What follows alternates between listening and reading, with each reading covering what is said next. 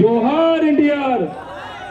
ఎన్టీఆర్ గారి ఆశయాలను ఎన్టీఆర్ గారు ఎన్టీఆర్ జోహార్ ఎన్టీఆర్ జోహార్ ఎన్టీఆర్. ఎన్టీఆర్ గారి ఆశయాలను ఎన్టీఆర్ గారి ఆశయాలను జై తెలుగుదేశం జై తెలుగుదేశం జై తెలుగుదేశం జోహార్ ఎన్టీఆర్. ఎన్టీఆర్ గారి ఆశయాలను ఎన్టీఆర్ గారి ఆశయాలను ఎన్టీఆర్ గారి ఆశయాలను ఎన్టీఆర్ గారి ఆశయాలను ఎన్టీఆర్ గారి ఆశయాలను జోహార్ ఎన్టీఆర్ జోహార్.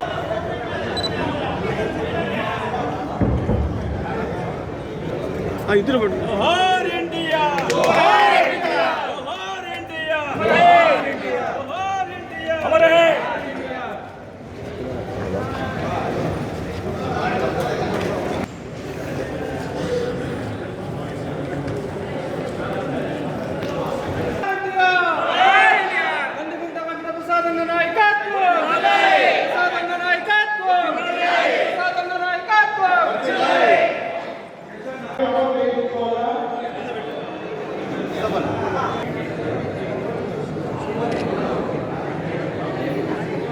అంతేలేదు కొట్టండి.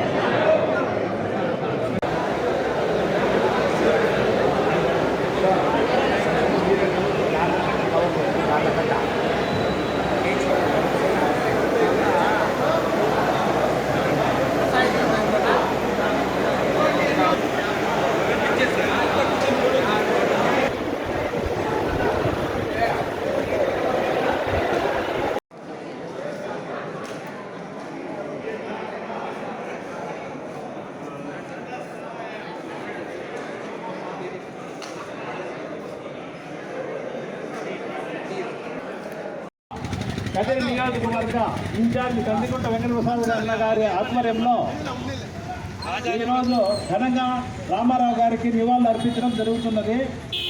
ఇదే విధంగా కదిరి నియోజకవర్గ తెలుగుదేశం పార్టీ కుటుంబ సభ్యులు, నాయకులు, కార్యకర్తలు అందరూ కలిసి ఈ నివాళులు అర్పించడం జరుగుతూ వస్తుంది. సమాజమే దేవాలయం, ప్రజలే నా దేవుళ్ళు అనే నినాదంతో దొరికే నందమూరి తారక రామారావు గారు తెలుగుదేశం పార్టీని 9 నెలల్లోనే స్థాపించడం జరిగినది. అప్పుడున్న 35 సంవత్సరాల కాంగ్రెస్ ప్రభుత్వాన్ని కూకటి వేళ్లతో 9 నెలల్లోనే పెకలించి అదేవిధంగా తెలుగుదేశం పార్టీని ఆవిర్భావం చేయడం జరిగింది. అప్పటి నుంచి ఎన్నో పథకాలైతేమి, వృద్ధులకు పెన్షన్లు అయితేమే, పెన్షన్లు అనేది పుట్టించినది రామారావు గారు. ఆ రోజు నుంచినే ఇప్పటి వరకు వస్తున్నాయి. అదేవిధంగా రామారావు గారి ఆశయాలను మనము ఇప్పటి నుంచి కొనసాగించుకుంటూ ఇక్కడ తెలుగుదేశం పార్టీ ఇన్ఛార్జ్ గౌరవనీయులు కందికుంట వెంకటప్రసాద్ అన్న గారిని 24వ సంవత్సరం ఇప్పుడు జరగబో ఎన్నికలలో అఖండ మెజారిటీతో గెలిపించి అన్నగారిని ఎమ్మెల్యేగా, మినిస్టర్గా చూడాలని మా ఆకాంక్ష. జై తెలుగుదేశం.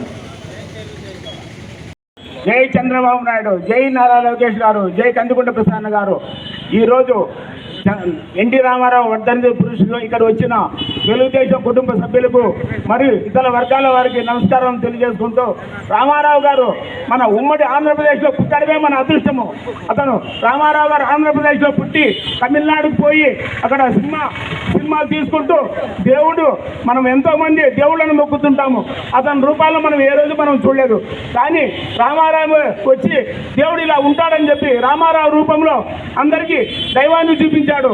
ఇది రామారావు గారు తమిళనాడులో సినిమా యాక్షన్లు చేసుకుంటూ ఆంధ్రప్రదేశ్లో అభివృద్ధి లేదే, మనం ఇక్కడ ఉంటే తమిళనాడు రాష్ట్రం అభివృద్ధి అవుతుంది, ఆంధ్రప్రదేశ్ పోయి మనం సినీ పరిశ్రమ అభివృద్ధి చేసుకుంటే మన ఇక్కడ వచ్చే ఆదాయం ఆంధ్రప్రదేశ్కి వస్తుంది, దానివల్ల మన ప్రజలకు ఎంతో మేలు చేసేదానికి ఆస్కారం ఉండే ఉద్దేశంతో తమిళనాడు నుంచి ఆంధ్రప్రదేశ్కు సినీ పరిశ్రమ తీసుకొని వచ్చి ఇక్కడ సినిమా యాక్టర్లకు గాను మన ఇక్కడ కార్మికులకు ఉపాధి కల్పించి ఇక్కడ సినిమాలు చేసుకుంటూ ఇక్కడ ఉన్న ప్రజల కష్ట నష్టాలు చూసుకుంటూ, అలాగే ఆ రోజు ఉన్న కాంగ్రెస్ ప్రభుత్వంలో ఒక వర్గం వారే రాజకీయాలు చేస్తుంటే ఇవన్నీ చూసిన రామారావు గారు అలాగే ఒక పార్టీని స్థాపించి ప్రజలకు ఉపయోగపడిన ఉద్దేశంతో ఇక్కడ పేద ప్రజలకు ₹2 బియ్యము పరిశ్రమలు స్థాపించి ఉద్యోగాలు ఇచ్చారు.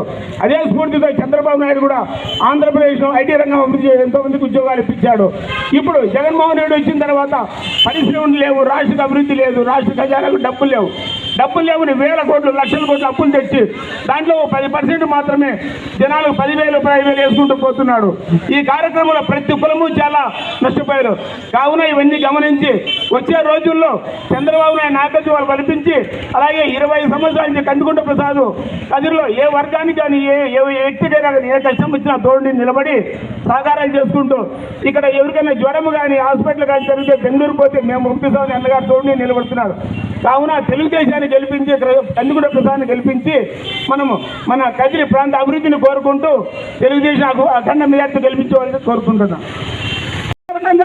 సంక్షేమ కార్యక్రమాలు చేపట్టాడు, అదేవిధంగా ఎస్సీలకు ఏ రకంగా చేశారు అనేది ప్రజలు ఒక్కసారి గుర్తు చేసుకోవాలి. తెలుగుదేశం ప్రభుత్వం చూసాం, చూసాం, సంక్షేమ కార్యక్రమాలు మేము అనుభవించాం. అయితే ఈరోజు ఈ 5 సంవత్సరాల్లో మేము ఏ రకంగా వెనుకబడిపోయాము అని చెప్పేసి ప్రతి ఒక్కరూ ఆలోచించాలి. రాబోయే కాలంలో మన కందికుంట వెంకటేశ్వర గారికి ఆ రోజు 94లో జొన్న సూర్యనారాయణకి ఏ రకంగా మన ఉమ్మడి రాష్ట్రంలో నెంబర్ 1 పొజిషన్లో ఎలక్షన్లో ఓట్లు మెజార్టీ ఇచ్చి నిలబెట్టారో అదేవిధంగా రాబోయే ఎన్నికల్లో ప్రసాద్ గారిని కూడా అదేవిధంగా అఖండమైన మెజార్టీ ఇచ్చి నిలబెట్టాలని చెప్పేసి ఈరోజు కోరుకుంటున్నాను. అదేవిధంగా ఇంకొక విషయం కూడా చెప్తున్నాను.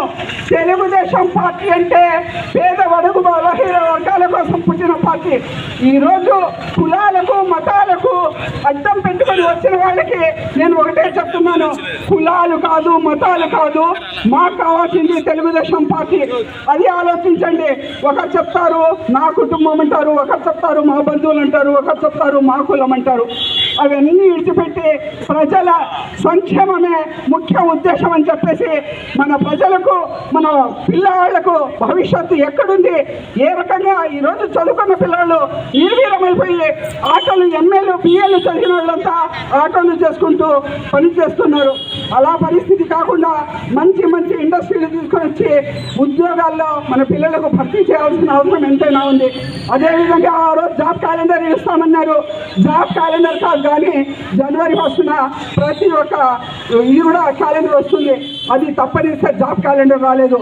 మా విద్యార్థులకు ఆ రోజు చెప్పింది ఏమి చేసింది ఏమి అరిచేతిలో స్వర్గాన్ని సృష్టించారు. అదేవిధంగా మెగా డిఎస్సీలు ఇస్తామన్నారు, అది కూడా ఇస్తలేదు.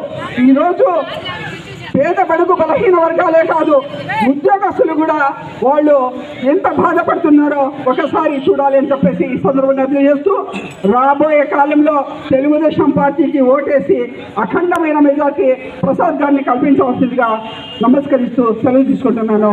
జై ఎన్టీఆర్, జై చంద్రబాబు నాయుడు.